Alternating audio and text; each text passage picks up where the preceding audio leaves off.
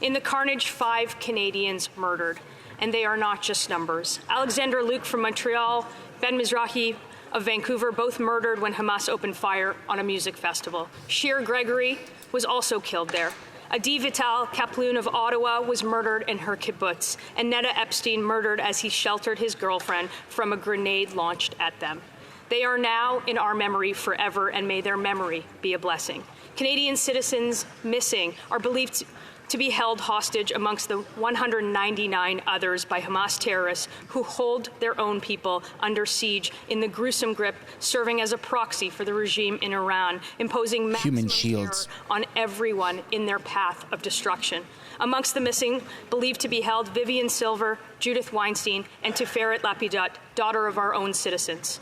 Their fate unknown.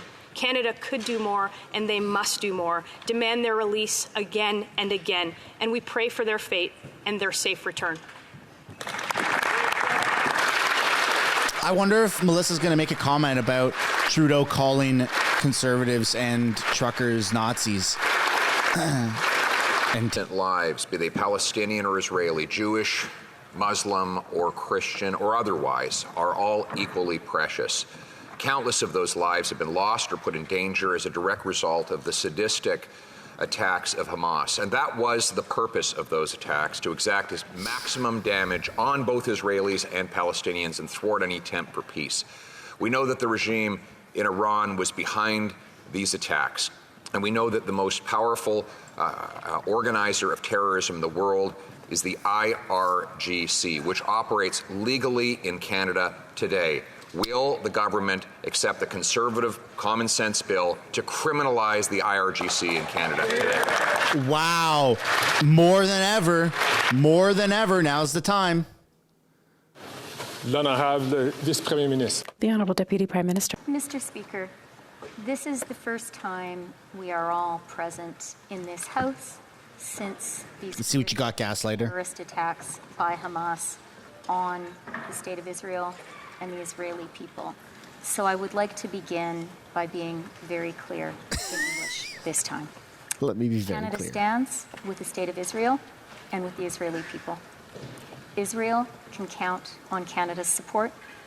Canada condemns unequivocally Hamas's terrorist attacks, and we call for the immediate release of all hostages.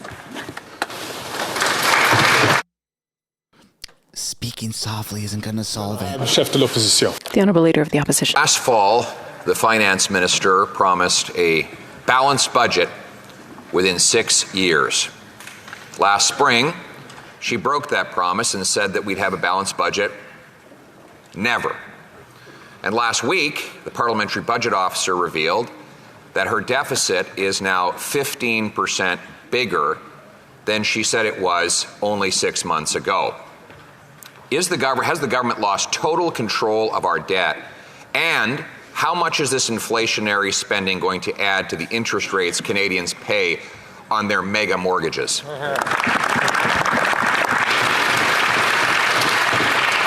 L'honorable Vice-Premier Ministre. Yeah, millions of mortgages coming up for renewal.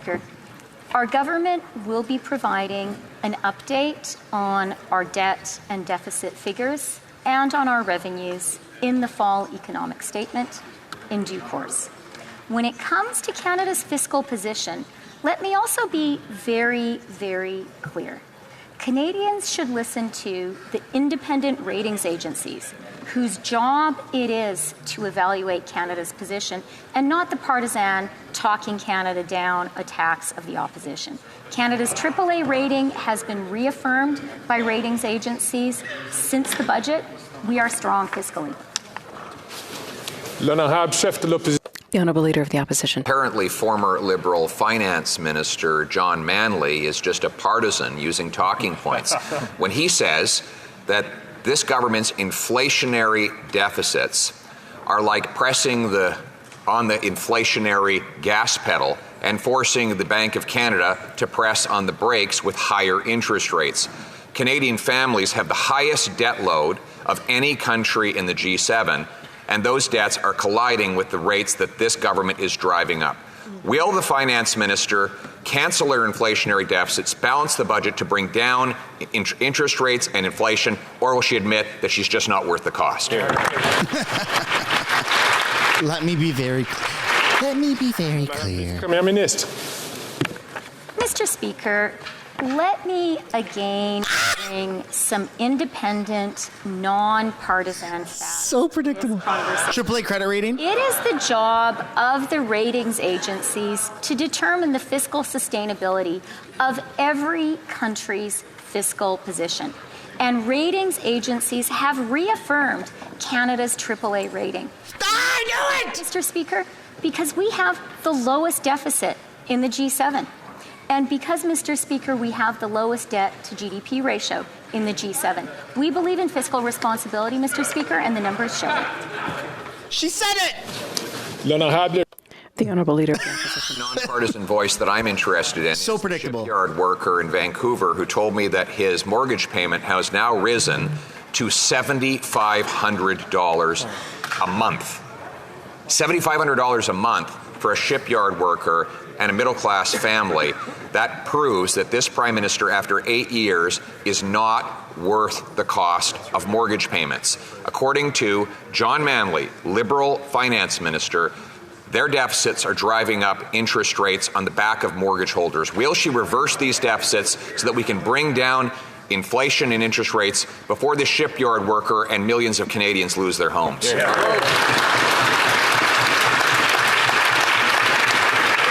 L'honorable Vice-Premier Ministre. The Deputy Prime Minister. Speaker, talk is cheap, but actions speak louder. Oh, that is funny from her. Conservatives actually believed in supporting Canadians during the housing crisis.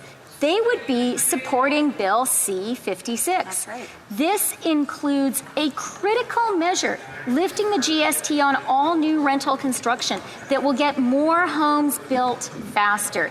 The Conservatives should actually act in the interests of Canadians and not continuing to parrot their talking points, Mr. Speaker. Of failed Liberal NDP policies, this finance minister experiences inflation much different than everyday Canadians. Her enormous inflationary deficits led to 40-year highs in inflation that caused the Bank of Interest rates to go up more than ever in history, and they're just not worth the cost. After promising to balance the budget, her own budgeting watchdog called her out, proving Liberal deficits could reach almost $50 billion this year. I guess budgets don't balance themselves after all. Can the finance minister tell Canadians how much she's adding to the federal debt this year, or are we asking for too much? That's too much to ask. She's going to reiterate AAA credit rating and fiscal responsibilities. Ministre et Ministre des Finances. Mr. Speaker, our government will provide an update on the fiscal picture, both expenses and revenues, in the fall There you go. economic 1 out of 2 so far. in due course. But let me be clear, Mr. Speaker, because I do not want Canadians to be misled by alarmist partisan talking points from the opposition. The reality, Mr. Speaker, is that Canada's position is fiscally responsible. We have the lowest debt and deficit in the G7, and our AAA rating has been reaffirmed by our rating. Ding, ding, ding, ding, ding, ding, ding, ding. Bingo. L'honorable. The Honourable Member for Calgary Forest Lawn. The finance minister is known for speeding up just for the wrong reasons. By adding more debt than every government before them combined, she put the pedal to the metal on her deficits and revved up inflation. And unlike an Alberta highway, the consequences of her spending isn't just a speeding ticket. Higher inflation that led to higher interest rates, putting Canada most at risk in the G7 for a mortgage default crisis. After 8 years, they're definitely not worth the cost. Is the finance minister going to blow through her budget deficit projections again by more than $6 billion? Yes or no? Oh my God! On the Contramo, frere! Drop a W in the chat, everyone. Well, Deputy Prime Minister and Minister of Finance.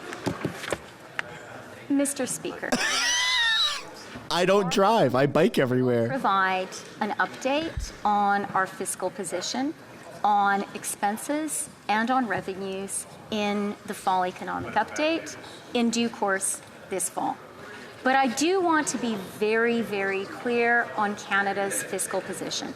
I was at the IMF World Bank Finance Ministers meeting just last week, and that is where it was so clear that Canada has the lowest deficit, the lowest debt to GDP ratio in the G7. Our position is enviable, Mr. Speaker. The honourable member for Simcoe North. Mr. Speaker, it's nice to welcome back the Finance Minister. I was beginning to think that you forgot the address of this location. After 8 years, Canadians are worried brutal. It's not worth the cost. Canadians are struggling, and this government continues to increase its deficits and inflation. Everyone now agrees that deficits increase interest rates. So will the Finance Minister finally confirm for Canadians that she'll balance the budget so that interest rates can come down and Canadians can keep their homes?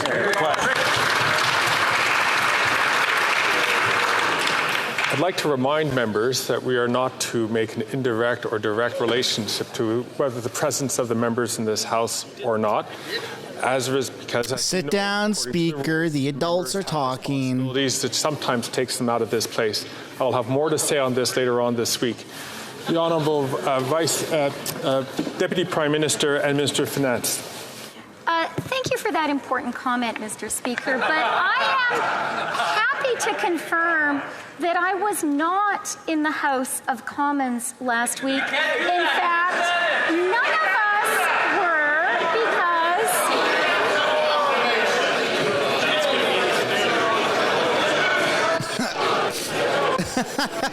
I mean, they all had the week off.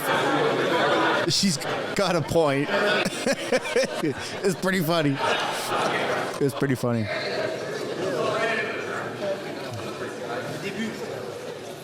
The Deputy Prime Minister has 20 seconds left on her clock. Last week was, of course, a constituency week. And I was proud to be able to do my job at the IMF World Bank Finance Ministers meeting, in particular because the G7 finance ministers affirmed our shared condemnation of Hamas and shared support for the State of Israel. The first time G7 ministers had met in person, Canada was at the table.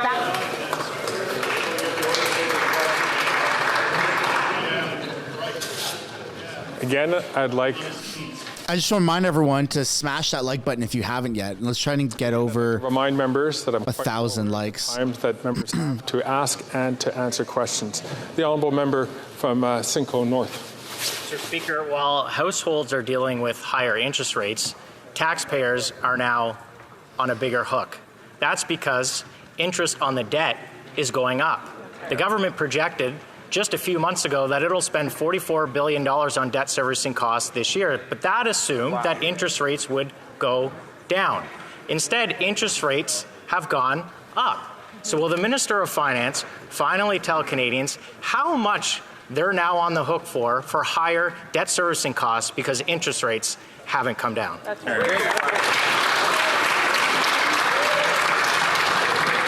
Then I have Vice Premier Ministre.